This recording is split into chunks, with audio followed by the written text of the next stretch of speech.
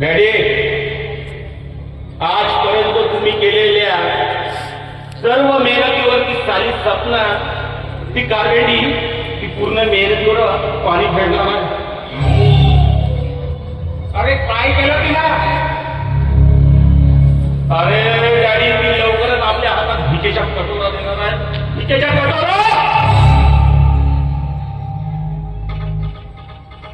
नाही आदित्य, नाही.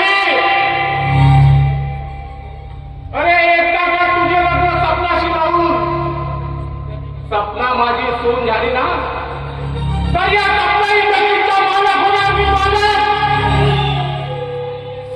नाही डॅडी, नाही, ते आता शक्य नाही.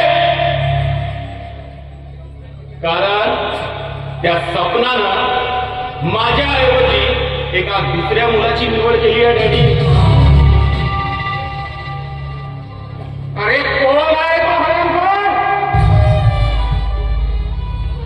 अरे या माझ्या 25 वर्षाच्या महिन्यात पाणी फेकत.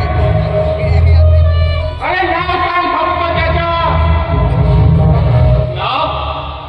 डॅडी, त्याचं नाव आहे सिद्धार्थ देशपांडे. सिद्धार्थ देशपांडे. अरे तो चिरकुट सिद्धार्थ देशपांडे. अरे तो सपनाशी लग्न करून सपना इंडस्ट्रीचा मालक होणार नाही. अरे हे कदापि शक्य नाही. डॅडी,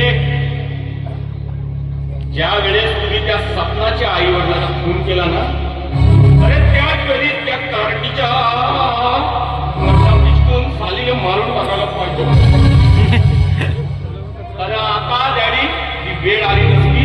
आता घ्या भिकेच्या कटोरा आणि चला आता त्या बोगद्याच्या इकडे इकडे. नाही आदित्य, नाही, हे शक्य नव्हतं. कारण सपना इंडस्ट्री ही तिच्या नावावर होती आणि चुकीने जर मी तिच्या बळावरून तिच्या खून केला असताना,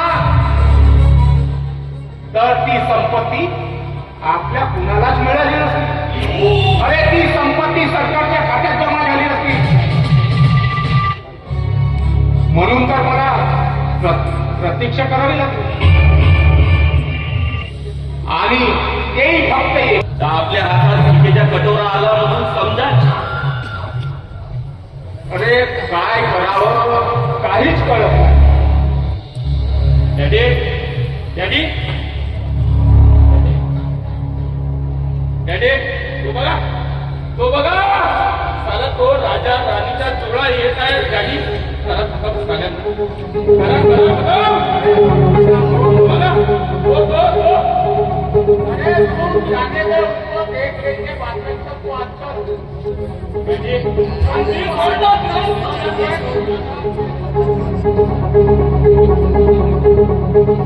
Thank you.